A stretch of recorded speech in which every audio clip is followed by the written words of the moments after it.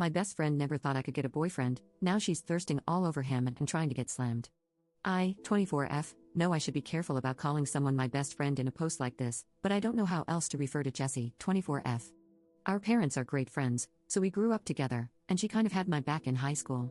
Long story short, on the teenage food chain, she was on top, and I should be on the bottom. However, nobody messed with me because I was Jessie's friend. Jessie is one of those people who requires attention.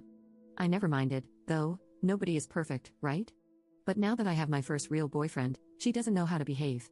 Every time we are together, she is really handsy, always touching his arms, running her fingers through his hair, and complimenting him. Now, she has even started with the prank hitting on his behind, you know? I just feel really uncomfortable with it. Maybe it's normal, I mean, Jessie has a lot of guy friends, so maybe this is okay? My boyfriend never thought much of it either. She is super pretty, so maybe I'm just jealous? Anyway, yesterday something really threw me off. My boyfriend had to do some work, and I had a book thing, hobby related, so we decided to meet later at a friend's house. They were getting together to drink and so on.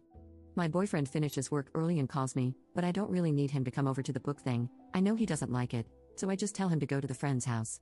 Then I start getting texts from Jessie like, "Girl, you gotta come to this party now, your boyfriend is so wasted lol, we drank so much, you need to come and stop us lol, I can't behave myself if you don't get here soon," and so on. The book thing took longer than I thought, and I was just getting madder and madder. But I am a very non-confrontational person, so I deal with it. I call my boyfriend when it's over because I don't feel like going to this party anymore, but I was his ride, so I ask him if he needs me to come pick him up. He says, sure, and I get there and don't even go inside. I am ready to release the hounds of hell on him, but he gets in my car, and he is stone cold sober. I ask him if he was drinking and then show him Jessie's texts. He gets super upset and says she was lying, he wasn't even hanging out directly with her but catching up with a friend who just came back to town. He says I should have texted him, letting him know what she was saying so he could confront her about it, since you don't ever seem to be able to give that girl some boundaries, his words. Now I am thinking maybe I should talk to Jessie? But maybe she was just tipsy and annoying me because she wanted me there. I don't know, I mean, this girl was really nice to me growing up when she could have been a B-word. I don't like how she behaves around him, but at the same time, I don't want it to look like I don't trust her. Is there a polite way of going about it? Update 1. Last night, we were alone because she wanted me to help her choose clothes for an event. I was at her place, so I thought I should say something. I was very polite and just said that I knew she meant no harm, but I didn't feel good about it, so I asked her if she could tone it down. She didn't really say anything mean, but her attitude was a bit off, I think. She was looking at me in a scornful kind of way, and the way she smiled once I was done talking, it just felt weird. She didn't say anything else but okay, and we just moved on to choosing her clothes, and I left after. We were supposed to go get something to eat, but she said she was tired. I am not dumb, she was hurt. So I texted a common friend, more her friend than mine, and without getting into details, I just told him that I talked to Jess about something that was important to me but that I was afraid she may have gotten the wrong idea from it. The common friend said, look, I don't want to get involved, but you should watch it. I asked what he meant, he said, nothing, just watch it. A little while after that, he texts me back and says, changed my mind, I do want to get involved, and sends me a bunch of prints of texts going back and forth between him and Jessie.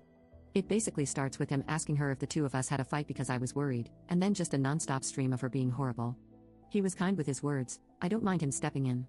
She says I had a big mouth and was judging her behavior because I'm a prude who doesn't know how to be around guys.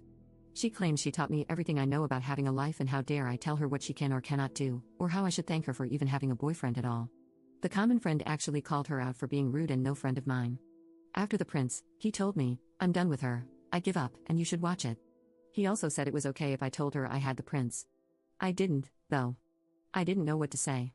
I mean, she is not 100% wrong, but even though I know that, it really hurts to read those. This morning I woke up and saw she texted me late at night. She says she knows Pete sent me the prince and she didn't mean to be rude, but it's ridiculous that I am jealous of her because if she wanted my boyfriend, she could just have him. She even said, you want me to prove it? She ends it with kisses and a joke. So I don't know if she was being playful, apologizing, threatening, or being pragmatic. I haven't answered her yet. I don't know what to say. Should I even say something? Or should I just let it go? Update 2. Turns out she already went after him. I was stupid. My boyfriend is already doing it with her.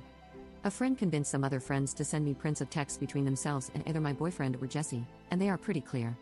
I confronted my boyfriend, he looked lost, said he loves me, and it wasn't anything serious. He says Jessie kept throwing herself at him, teasing him, and he said he didn't like her. He said he just did it with her to see if she would move on and leave him alone, and that it only happened a couple of times.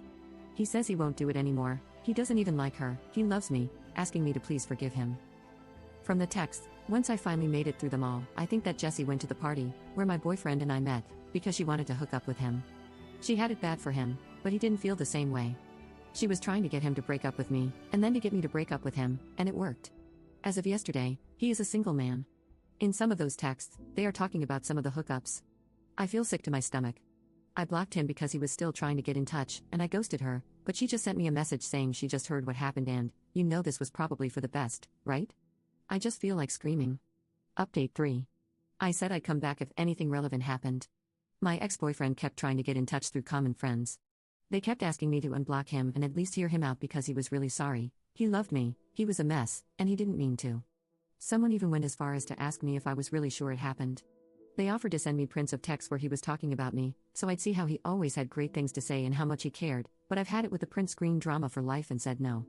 To the ones who insisted, I told them I wasn't unblocking him, had nothing to say or hear, and if they kept pushing me, I'd block them too. I ran into my ex-boyfriend at this book thing I often go to. Maybe I'm being presumptuous, but I think he went there for me. He didn't really have any business there, but I'm just speculating really. He asked if I had a few minutes for coffee, and I said I was late, so he walked me to my car. He looked so good and smelled great. He was so sweet, even wearing his hair the way I like it.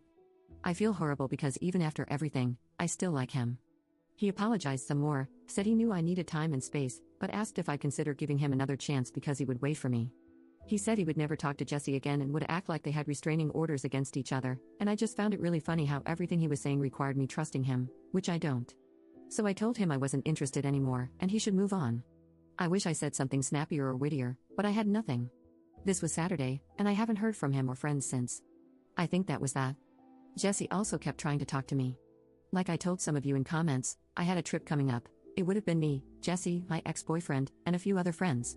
Since Jessie couldn't afford it, my parents paid for most of her expenses. She must have remembered this right after everything went down and panicked because I had everything like vouchers, confirmation emails, credit card info, etc. I didn't block her at first because I admit I was having some fun watching her despair. I talked to my mom, and she was amazing. She told me I should cancel everything, even if it cost us money. It was fine, so I did. And for one last bit of print screen drama, I printed all the emails I got confirming cancellations and sent those to Jessie with the word bye before blocking her. My roommate has been amazing. We were never really close, and now I don't even know why. She canceled plans with her friends to stay with me and invited me to go out with them next weekend. A few of you suggested I see a therapist, and I did. I really liked it. It was just one appointment, and I mostly just talked, but it felt good. She gave me homework. She talked a little about unhealthy and abusive relationships and asked me to think about my friendship with Jessie and try to point out what was healthy and what was unhealthy about it. It made me realize she was never really my friend. She was taking advantage of me for years, and she even had me thanking her for it. The therapist also told me about this saying, and I think it was called the narcissist's prayer, which goes something like, "That didn't happen. If it did, it wasn't my fault. If it was, I didn't mean it. And if I did, then you deserved it," which is totally how Jessie is handling this entire thing now, so good riddance indeed. And a final piece of gossip, Pete talked to me yesterday. He checks up sometimes. He's a good guy, and again, he likes guys, in case someone is still thinking this might turn into a romantic comedy. He said Jessie was super sure that since I broke things off, she and Dean would hook up right away, but apparently, he doesn't have the same plans, and that freaked her out over the weekend. Pete says he really is a mess and went out drinking hard for 4 nights in a row to the point he had to be carried home by his pals. And yesterday, they all went out for lunch at this burger place. Jessie was going to run her fingers through his hair or something, and he just pushed her away and told her to stop and never touch him again. Great that now he manages to do that, huh? I guess, in the end, he really did like me in his sick way. The thing is, I don't want to be with someone who likes me in a sick way. I want to be with someone who likes me in a healthy way, and I think I deserve that. I'm also thinking about taking the money I got back from the trip to go somewhere else by myself, but haven't decided yet though. Anyway, this will be the final update on this, as it is unlikely that I will have anything new to add. Now, I think I just need time to heal and let go, you know.